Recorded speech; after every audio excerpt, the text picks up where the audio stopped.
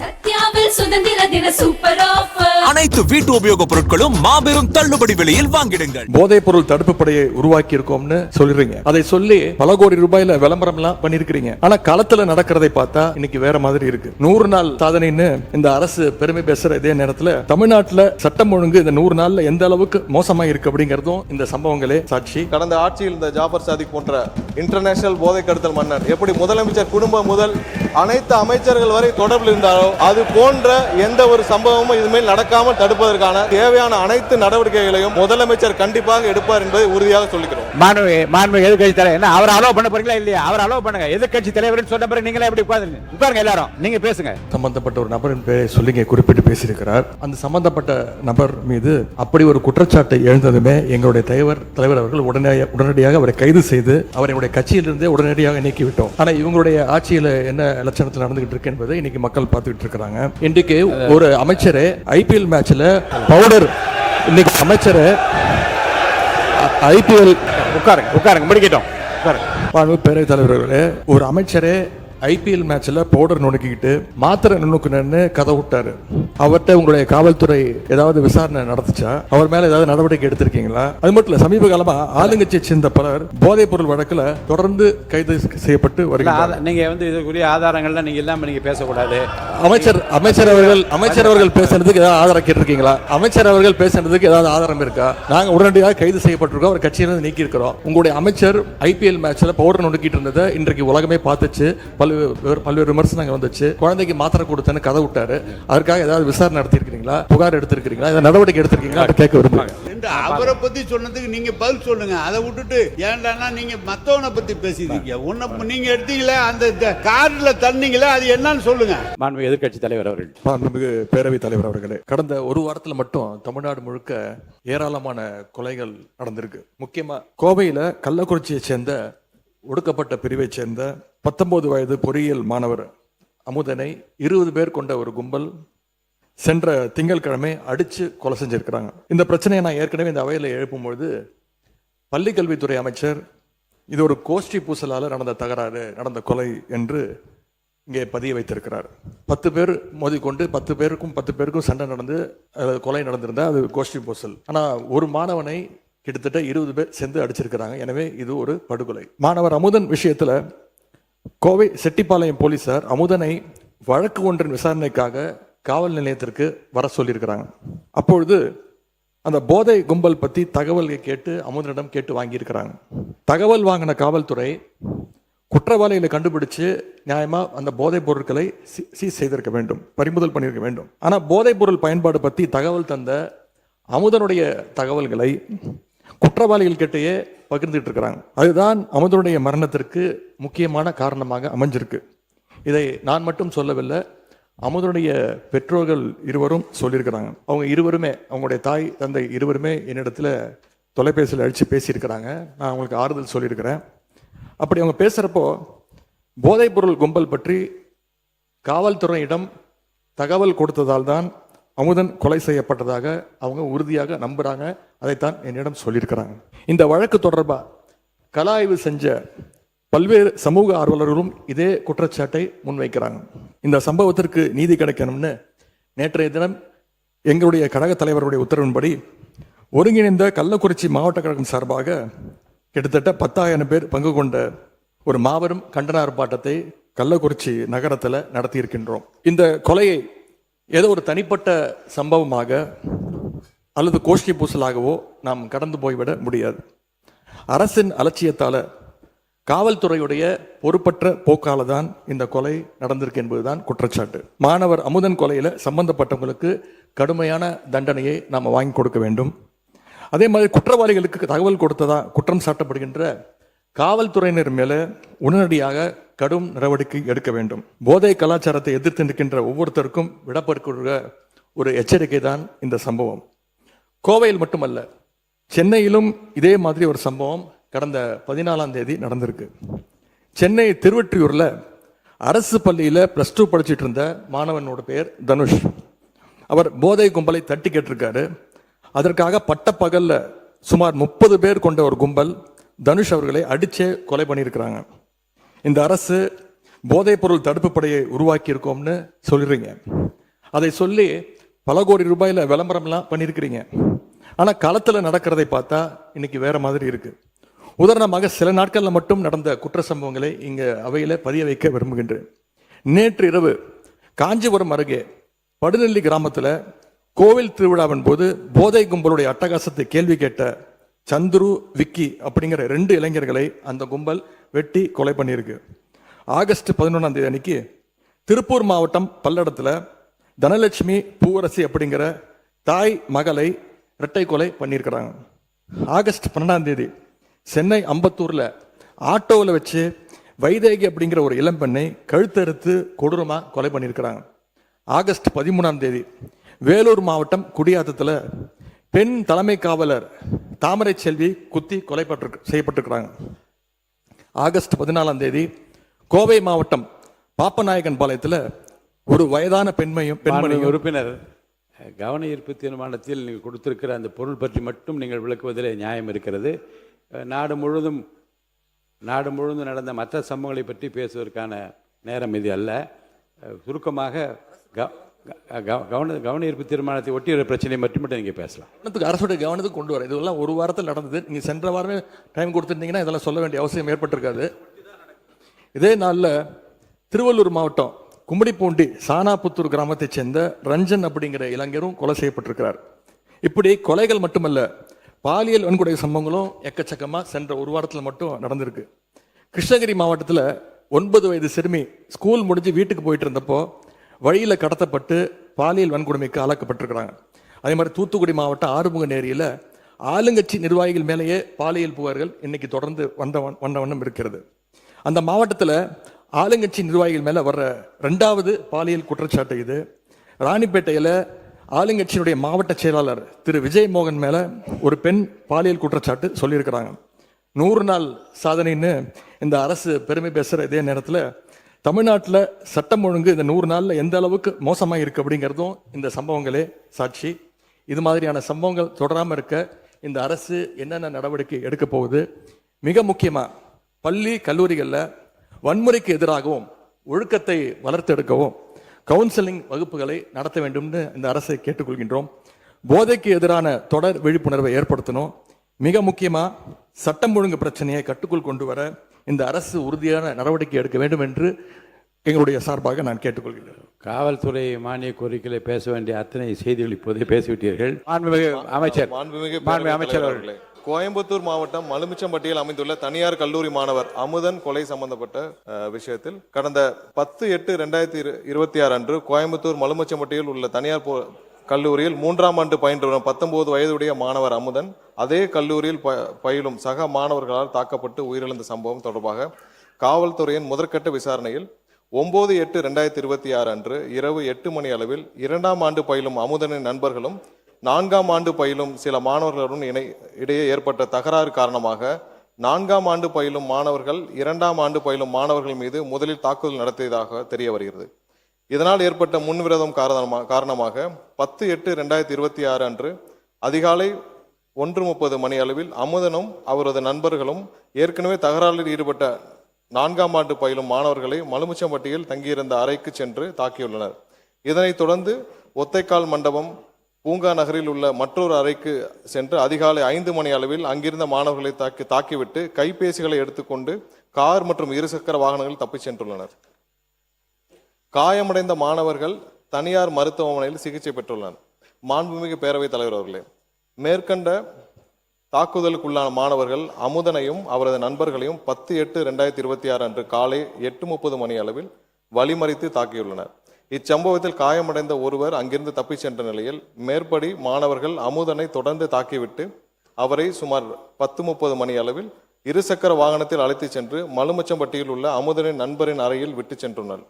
சுமார் மதியம் 3 மணி அளவில் அமுதன் மயக்க நிலையில் இருந்ததைக் கண்டு அவரை தனியார் மருத்துவமனையில் அனுமதிக்கப்பட்ட நிலையில் அவரை பரிசோதித்த மருத்துவர் அவர் ஏற்கனவே இறந்து விட்டதாகவும் தெரிவித்ததோடு காவல்துறைக்கு தகவல் தெரிவித்துள்ளார். அதனைத் தொடர்ந்து அன்றைய தினமே கோயம்புத்தூர் மாவட்டம் செட்டியபாளையம் காவல் நிலையத்தில் பல்வேறு சட்டப்பிரிவுகளின் கீழ் 2 வெவ்வேறு குற்றவியல் வழக்குகள் பதிவு செய்யப்பட்டுள்ளன.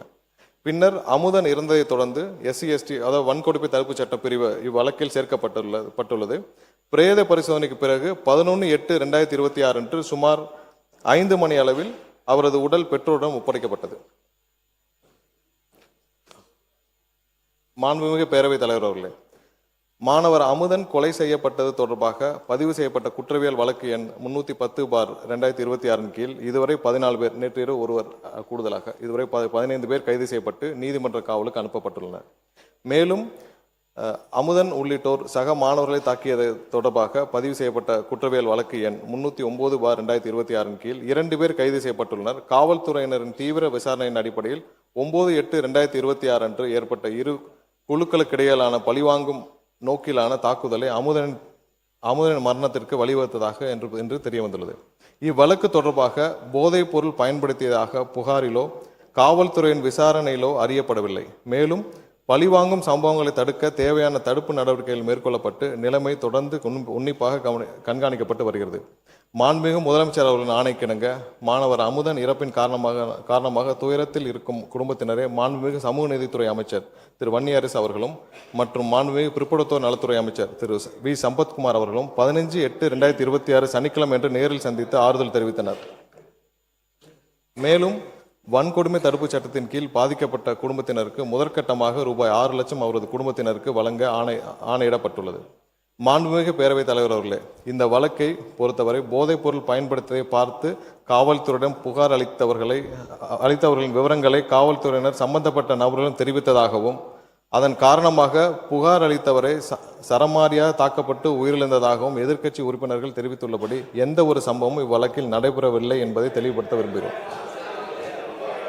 மேலும் இவ்வழக்கு போதைப் பொருள் தொடர்பான வழக்கும் அல்ல, இது வேறு மாணவர் குழுக்களுக்கிடையே ஏற்பட்ட முன்னுரிமை மற்றும் அதனை தொடர்ந்து மேற்கொள்ளப்பட்ட பழிவாங்கும் நோக்கிலான தாக்குதலின் காரணமாகவே இச்சம்பவம் நடைபெற்றுள்ளது. எனவே உண்மை நிலவரத்திற்கு மாறாக இவ்வழக்கை போதைப் பொருள் தொடர்பான சம்பவமாக சித்தரித்து வழக்கின் உண்மை தன்மையை திசை திருப்ப வேண்டாம் என்பதை இந்த நேரத்தில் தெரிவித்துக் கொள்ள கடமைப்பட்டுள்ளேன்.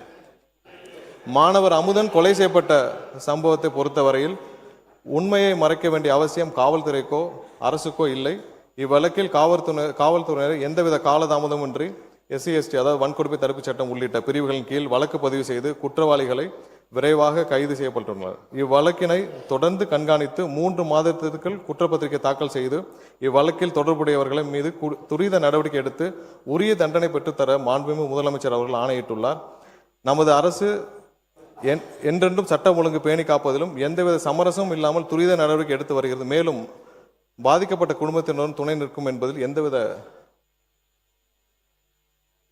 தெரிவித்துக் கொள்கிறோம். மாண்புமிகு பேரவைத் தலைவர் அவர்களே, பள்ளிகளிலும் கல்லூரிகளிலும் மாணவர்களுக்கிடையே குழுக்களாக நிலவும் கருத்து வேறுபாடு மற்றும் மன மாச்சரியங்களை கலைந்து ஒற்றுமை உருவாக்கிடும் வகையில் மாணவர்களை நல்வழிப்படுத்திடவும் ஒவ்வொரு பள்ளி மற்றும் கல்லூரிகளிலும் ஆசிரியர் ஒருவர் ஸ்டூடெண்ட் கவுன்சிலராக உள்ள முறையை மேம்படுத்தி வேற்றுமலை கலைந்திட நிலையான வழிகாட்டு நடைமுறைகளை பள்ளி கல்வி மற்றும் உயர்கல்வித்துறைகளுக்கு வெளியிட வேண்டும் என்று தெரிவித்துக் கொள்கிறோம். மாணவ செல்வங்கள் நம் நாட்டின் எதிர்கால நம்பிக்கை செல்வங்கள். அவர்களிடையே ஒற்றுமை உருவாக்கிட அரசு அனைத்து முயற்சிகளையும் மேற்கொண்டு நல்வழிப்படுத்தும் என்பதை மாண்புமிகு பேரவைத் தலைவர் வாயிலாக உறுப்பினர்களுக்கு தெரிவித்துக் கொள்கிறோம். அத்துடன் இங்கே கூறப்பட்ட பல்வேறு உறுப்பினர்கள் போதைப் பொருள் பழக்கத்தை தமிழகத்தில் நிலவும் போதைப் பொருள் பழக்கத்தை பற்றி குறிப்பிட்டார்கள். நாம் இங்கேயும் கடந்த 5 ஆண்டுகளாக தமிழகத்தில் நிலவும் போதைப் பொருள் பழக்கத்தை பற்றி நாம் இங்கே அனைவரும் அறிந்த விஷயம்தான். ஏற்கனவே உலக இன்டர்நேஷனல் போதைப் பொருள் கடத்தல் மன்னன் ஜாஃபர் சாதிக் என்ற நபர் டெல்லியில் கைது செய்யப்பட்டார். அவருடனும் அப்போது இருந்த முதல்வர் குடும்பம் முதல் அமைச்சர்கள் வரை அதிகாரிகள் வரை அனைவரும் எவ்வளவு தூரம் தொடர்பில் இருந்தாலும் எல்லாருக்கும் தெரியும். இதுவரை அந்த நபர் சம்பந்தப்பட்ட எந்த வழக்கும் தமிழ்நாட்டில் பதிவு செய்யவில்லை. கடந்த 5 ஆண்டுகளில் எல்லா வகையிலும் போதைப் பொருள் கல்லூரியிலிருந்து எல்லா இடங்களும் அதிகமாக இருக்கிறது என்பதில் எந்த மாற்று கருத்தும் இல்லை. அதை தடுக்க மாண்புமிகு முதலமைச்சர் அவர்கள் அனைத்து வகையிலும் தேவையான சட்டப்பூர்வ நடவடிக்கைகளும் அனைத்தையும் எடுத்துக்கொண்டிருக்கிறார். நமது அரசின் கொள்கையும் போதைப் பொருள் அனைத்து வகையிலும் கட்டுப்படுத்த வேண்டும் என்பதுதான் முதலமைச்சருடைய முக்கிய கொள்கை. இந்த கடந்த ஆட்சியில் இந்த ஜாஃபர் சாதிக் போன்ற இன்டர்நேஷனல் போதை கடத்தல் மன்னன் எப்படி முதலமைச்சர் குடும்பம் முதல் அனைத்து அமைச்சர்கள் வரை தொடர்பில் இருந்தாரோ அது போன்ற எந்த ஒரு சம்பவமும் இதுமேல் நடக்காமல் தடுப்பதற்கான தேவையான அனைத்து நடவடிக்கைகளையும் முதலமைச்சர் கண்டிப்பாக எடுப்பார் என்பதை உறுதியாக சொல்லிக்கிறோம். எதிர்கட்சி தலைவர் பாருங்க, மாண்புமிகு எதிர்கட்சி தலைவர் என்ன அவர் அலோவ் பண்ண போறீங்களா இல்லையா? அவர் அலோவ் பண்ணுங்க. எதிர்கட்சி தலைவர் சொன்ன பிறகு நீங்களே எப்படி உட்காருங்க எல்லாரும், நீங்க பேசுங்க, மற்றவங்க எல்லாம் உட்காருங்க. எதிர்கட்சி தலைவர் என்று நான் சொன்ன பிறகு அவர் கட்சியை சேர்ந்து நின்று கொண்டு இப்படி செய்வது சரியல்ல. நீங்க மட்டும் பேசுங்க. மாண்புமிகு பேரவைத் தலைவர்களே, நம்முடைய அமைச்சர் அவர்கள் சம்பந்தப்பட்ட ஒரு நபரின் பெயரை சொல்லி இங்கே குறிப்பிட்டு பேசியிருக்கிறார். அந்த சம்பந்தப்பட்ட நபர் மீது அப்படி ஒரு குற்றச்சாட்டை எழுந்ததுமே எங்களுடைய தலைவர் அவர்கள் உடனடியாக அவரை கைது செய்து அவரை என்னுடைய கட்சியிலிருந்தே உடனடியாக நீக்கிவிட்டோம். ஆனால் இவங்களுடைய ஆட்சியில் என்ன லட்சணத்தில் நடந்துகிட்டு இருக்கு என்பதை இன்னைக்கு மக்கள் பார்த்துக்கிட்டு இருக்கிறாங்க. இன்றைக்கு ஒரு அமைச்சரே ஐபிஎல் மேட்சில் பவுடர், இன்னைக்கு அமைச்சரை ஐபிஎல் உட்காருங்க முடிக்கிட்டோம்.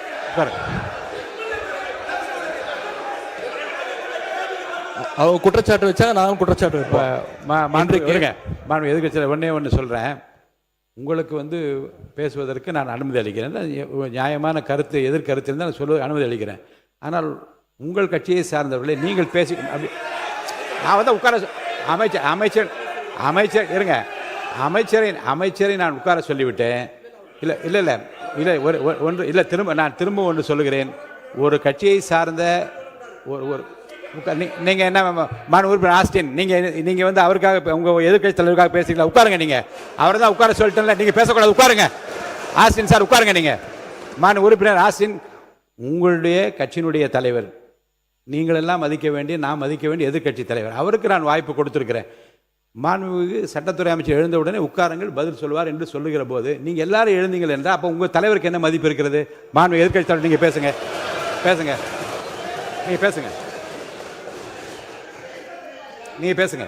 மாண்புமிகு பேரவைத் தலைவர்களே, ஒரு அமைச்சரே ஐபிஎல் மேட்சில் பவுடர் நுணுக்கிக்கிட்டு மாத்திரை நுணுக்குன்னு கதை விட்டாரு.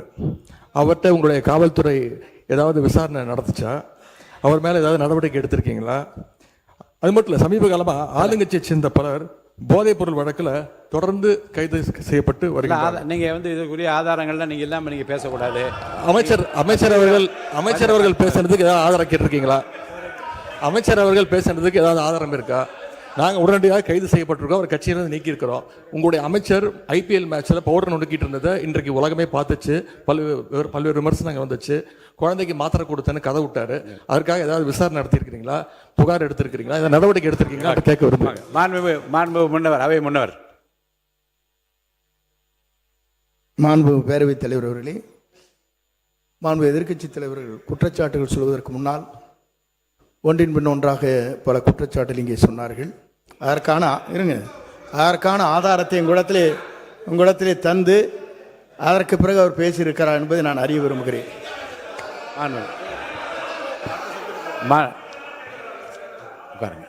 மாண்புமிகு சட்டத்துறை அமைச்சர்.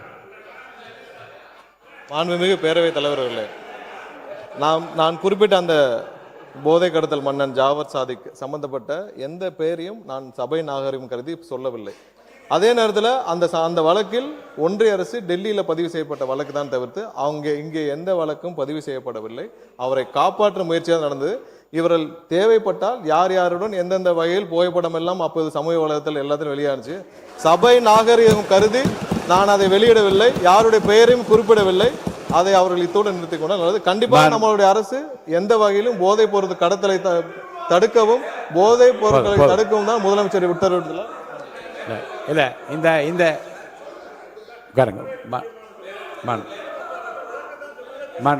உறுப்பினர் மனிதவளத்துறை அமைச்சர் அவர் சொல்லட்டும், அவரை பத்தி சொன்னதுனால சொல்லட்டும். மனிதவளத்துறை அமைச்சர். மாண்புமிகு பேரவைத் தலைவர் அவர்களே, அதாவது ஸ்டேடியம்ல இருந்து இந்த மாதிரி நடந்ததுக்கான விளக்கத்தை ஆல்ரெடி அளித்தாச்சு. அதுல அவங்களுக்கு பல்வேறு முரண்பாடுகள் இருக்கலாம், பல்வேறு கருத்துக்கள் இருக்கலாம். அப்படி இவங்க சொல்றாங்கன்னா அந்த சமயத்துல திராவிட முன்னேற்ற கழகத்தின் ஆட்சி தான் நடந்தது. அப்போ ஸ்டேடியம் வாசல்ல இருந்து இவங்கெல்லாம் அந்த மாதிரியான போதைப் பொருள் வித்தாங்கன்னு சொல்லி ஒத்துக்கிறாங்களா? அப்போ அதனால ஆதாரம் இல்லாமல் விளக்கம் கொடுத்ததுக்கு அப்புறமா தேவையில்லாத பேச எனக்கு கூட தான் இப்ப செய்திகள்ல நீங்க சொல்லக்கூடாதுன்னு சொல்றீங்க. என்னோட அதாவது என் துறையை சார்ந்த கிட்டத்தட்ட அரசு வேலை கொடுக்கறதா சொல்லி 888 கோடி ஊழல் பண்ணிருக்காங்க. எனக்கு பல்வேறு முரண்பாடுகள் இருக்கு. அதனால விளக்கம் அளித்ததுக்கு அப்புறம் அது மாதிரி தேவையில்லாத விஷயங்களை கருத்துக்களை தெரிவிக்க வேண்டாம் என்றது பேரவை வாயிலாக நான் தெரிவித்துக் கொள்கிறேன். மாண்பு உறுப்பினர் உட்காருங்க. மாண்பு உறுப்பினர்